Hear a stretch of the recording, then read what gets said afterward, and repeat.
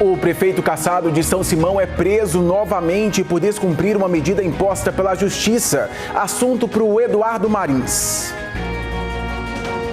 Assis Peixoto foi preso nas primeiras horas da manhã desta sexta-feira. Como ele responde um processo em liberdade, a Justiça determinou algumas regras que acabaram sendo não cumpridas. Os detalhes: crime de homofobia. Em Anápolis, um jovem que apanhou de um motorista de aplicativo por ser gay vai receber uma indenização de R$10 mil. O cantor Maurílio reage bem aos medicamentos e apresenta melhora, mas o estado de saúde ainda é grave. Ele teve tromboembolismo pulmonar e 3 paradas cardíacas. Ao vivo, uma entrevista com o governador Ronaldo Caiado. E ainda, as delícias do Natal no Festival Gastronômico em Goianésia, lá no Vale do São Patrício. E claro, a gente foi conferir de perto como está esse concurso. Só delícia! Essas e outras notícias você vê agora no Jornal Anhanguera.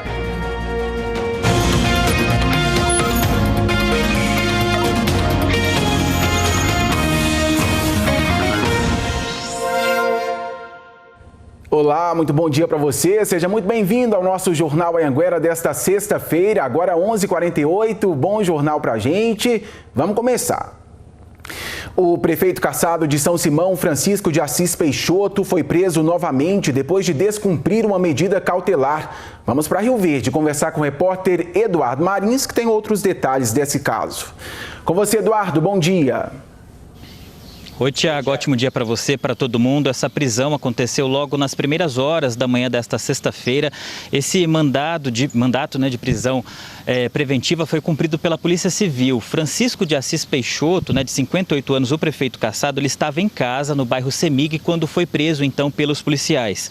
No mandado diz que ele descumpriu algumas medidas cautelares. O que isso significa, A gente lembra que ele ficou preso por pouco mais de 1 mês e meio e teve então um habeas corpus para responder o processo em liberdade. Só que ele teria descumprido então algumas regras que foram impostas pela Justiça nesse processo, que ele responde por crimes contra a dignidade sexual de menores. De acordo com a investigação, entre essas medidas descumpridas estão o recolhimento domiciliar nos finais de semana, ele teria que ficar somente em casa durante os fins de semana. Outra medida descumprida é o não comparecimento em juízo. O que isso significa? Que ele deveria ter ido ao fórum pelo menos uma vez por mês para assinar um documento, mas isso também acabou não sendo cumprido. Depois de preso, então, o prefeito cassado foi levado para o presídio de Cachoeira Alta. Lembrando que Assis Peixoto foi denunciado, em julho deste ano pelo Ministério Público pelos crimes, então, envolvendo a dignidade sexual de menores. A gente segue acompanhando esse caso. Tiago. Prefeito preso de novo depois de descumprir, então, uma medida cautelar imposta pela Justiça por conta de crimes sexuais. Obrigado, Eduardo, por sua participação. Nós não conseguimos contato com a defesa do prefeito cassado, Francisco de Assis Peixoto. O prefeito Ciron Queiroz dos Santos e o vice Marlon Souza Borges de Turvelândia tiveram os mandatos cassados pela Justiça Eleitoral. Eles teriam usado indevidamente os cargos públicos que ocupavam para fazer contratações temporárias antes de assumirem como prefeito e vice.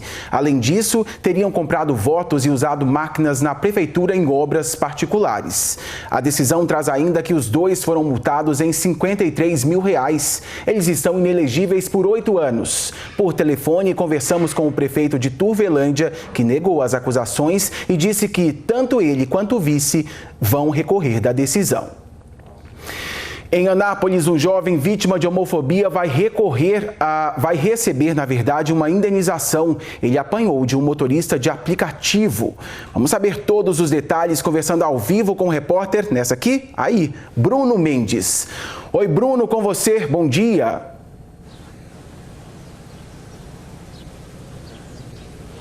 Olá, Tiago, bom dia para você e para todo mundo que nos acompanha. A Justiça, em primeira instância, decretou que o motorista deve pagar R$10 mil como indenização por danos morais ao jovem de 20 anos que foi vítima de agressões. Essa decisão cabe recurso, mas já foi comemorada pelo advogado e também pelo jovem. Conforme o que está no processo, ele narrou que no dia 3 de abril foi vítima de agressões por parte de um motorista por aplicativo. Ele disse que estava na casa de uma amiga por volta das 2 da manhã. manhã, chamou o carro por aplicativo para ir embora. Assim que entrou no veículo, ele disse que o motorista, sem explicação, ordenou que ele descesse do carro, disse que não o levaria na viagem. O rapaz desceu, disse que calado, e mesmo assim, não satisfeito, o motorista deu marcha ré, voltou, e com uma chave entre os dedos, começou a dar socos no rosto e também na nuca do jovem, que ficou bastante machucado. Ele conseguiu correr para a casa da amiga, disse que não chamou a polícia porque estava assustado, mas na manhã do dia seguinte foi até a delegacia, registrou um boletim de ocorrência, passou pelo exame de perícia que inclusive comprovou as agressões. Depois disso, o jovem processou o motorista. Houve até dificuldade para identificar o homem, porque a pessoa que dirigiu o carro por aplicativo não era o dono do perfil, e sim outra pessoa. Mas o motorista foi ouvido, foi inclusive intimado, e nessa primeira sentença ficou definido que ele deve pagar R$10.000 como indenização. A justiça entendeu que não há justificativa nenhuma para o que aconteceu. O jovem acredita que foi vítima de homofobia, porque em vários momentos o motorista queria receber a viagem sem ter levado o jovem ao destino e o chamava o tempo todo de viado. Tiago. Tá certo. Obrigado por sua participação, Bruno. 2021 e a gente ainda tem que noticiar esse tipo de assunto. Obrigado. 3 pessoas ficaram feridas em um acidente de trânsito no bairro Maranata, em Rio Verde. O acidente envolveu 2 motos que bateram de frente. 2 vítimas tiveram ferimentos graves e foram levadas pelos bombeiros até a unidade de pronto atendimento. A outra vítima foi atendida pelo SAMU. O estado de saúde das vítimas não foi divulgado. Olha, uma carreta ficou destruída pelo fogo na GO 213 em Caldas Novas. O motorista percebeu as chamas e desceu da carreta. Ele não teve ferimentos. O corpo de bombeiros foi acionado e aí apagou o incêndio. O veículo estava carregado com óleo vegetal e ainda não foi possível saber onde o fogo começou. Não houve problemas no trânsito do local. Quero te contar agora que o Ministério Público do Trabalho resgatou 12 pessoas em situação de escravidão na região do entorno de Brasília, onde está ao vivo o repórter Danilo Moreira. Como esses homens foram encontrados, hein, Danilo? Com você, bom dia.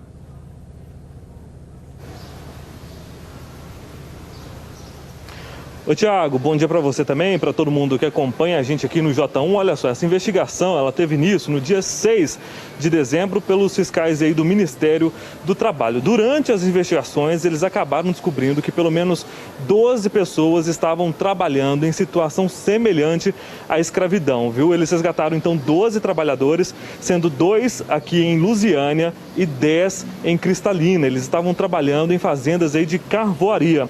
Os auditores fiscais do trabalho definiram que as pessoas que estavam trabalhando nessas condições aí estavam em condições degradantes, principalmente em razão das péssimas condições aí dos alojamentos.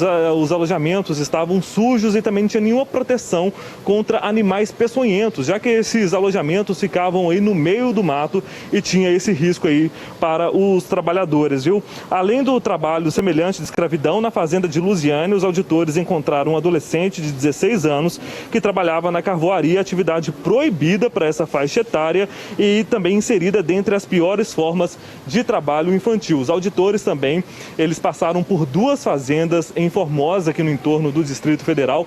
Lá eles encontraram 2 trabalhadores. Eles estavam trabalhando sem carteira assinada, mas não estavam trabalhando em situação análoga à escravidão. Os empregados agora vão ter que assinar a carteira aí desses 2 trabalhadores e também vão ter que pagar o FGTS dos 2. Agora falando aí sobre as multas, porque o empregador aqui de Lusiânia, da fazenda aqui de Lusiânia, ele não pagou aí as multas, mas ele foi autuado e vai ter que fazer esse pagamento. Já o empregador lá de Cristalina, ele fez todos os pagamentos que, segundo o Ministério do Trabalho, deu em torno de R$100 mil, viu, Tiago? Com você no estúdio. Obrigado por sua participação, Danilo. Agora vamos ao vivo para o hospital, onde o cantor Maurílio, da dupla com a Luísa, está internado desde a última terça-feira, quando teve um tromboembolismo pulmonar, enquanto participava da gravação de um DVD aqui em Goiânia. Ô, Adriano Regis, parece que o cantor teve uma melhora, não é isso? Boa tarde.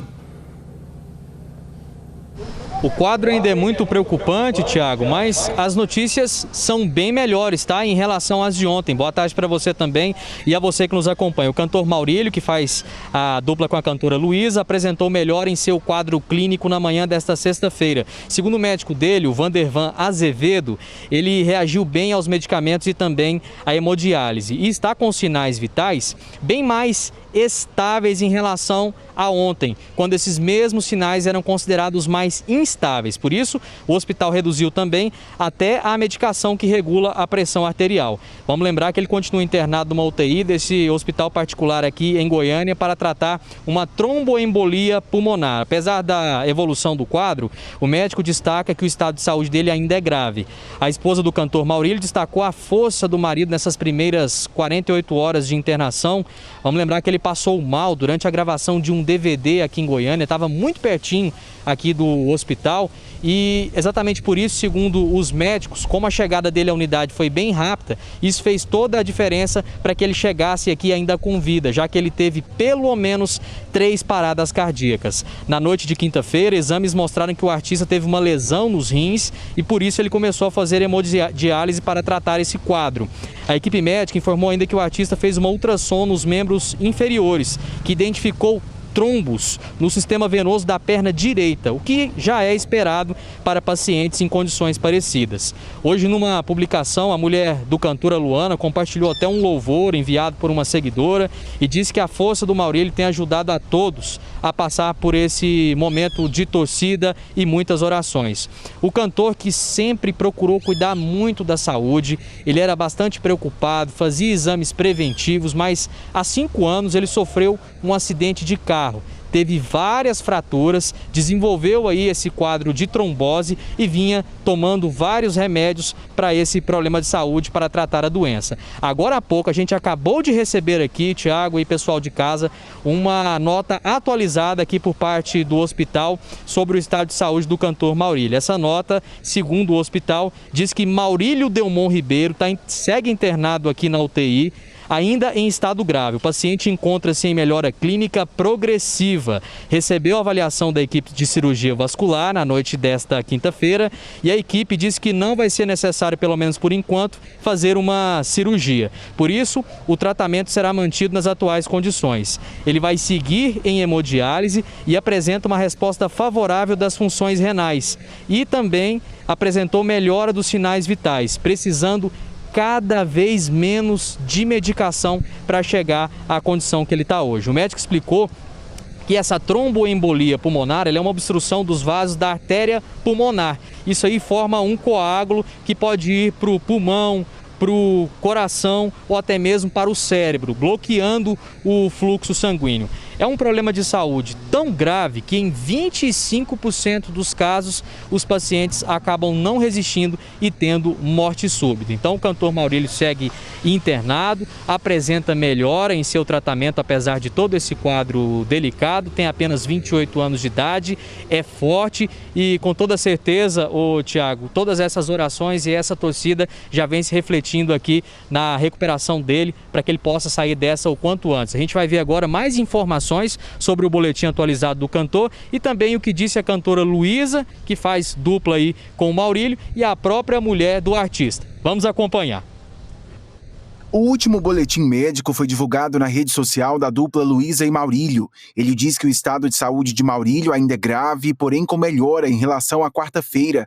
O cantor está com uma lesão nos rins e começou a fazer hemodiálise. Uma ultrassonografia mostrou trombos na perna direita do cantor, o que já era esperado pelos médicos. A cantora Luísa postou um vídeo contando que ajudou a levar Maurílio para o hospital. Eu e o André que levamos ele, para o hospital. E ele estava muito ruim, a gente estava com muito medo. E agora ele está melhorando. Graças a Deus. Continue orando, vai ficar tudo bem. E obrigado pelas orações. Viu? Na madrugada de hoje, Luana Ramos, esposa do cantor, postou uma foto com ele numa rede social. Na legenda, a letra é de uma música gospel com uma mensagem de esperança. Teu remédio é tua fé, toque no Senhor. Não existe impossível para Ele. Tudo está no seu controle, tudo é dele. Não importa o tamanho da tua dor.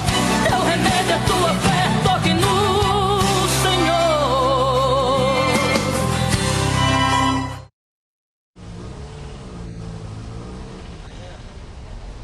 E que ele melhore cada vez mais, né, Tiago? É exatamente isso, a gente fica torcendo daqui, viu, Adriano? Obrigado por sua participação, até mais. Deixa eu fazer um intervalinho comercial agora, 12:02, corre lá, toma uma água e volta. E a seguir eu te conto que assaltante invade salão de beleza em Rio Verde. Olha, nesse mês voltado à conscientização e combate à AIDS, tem testagem Jataí de graça para a população. Vamos voltar para Anápolis, tem um recadinho da Ana, olha aí.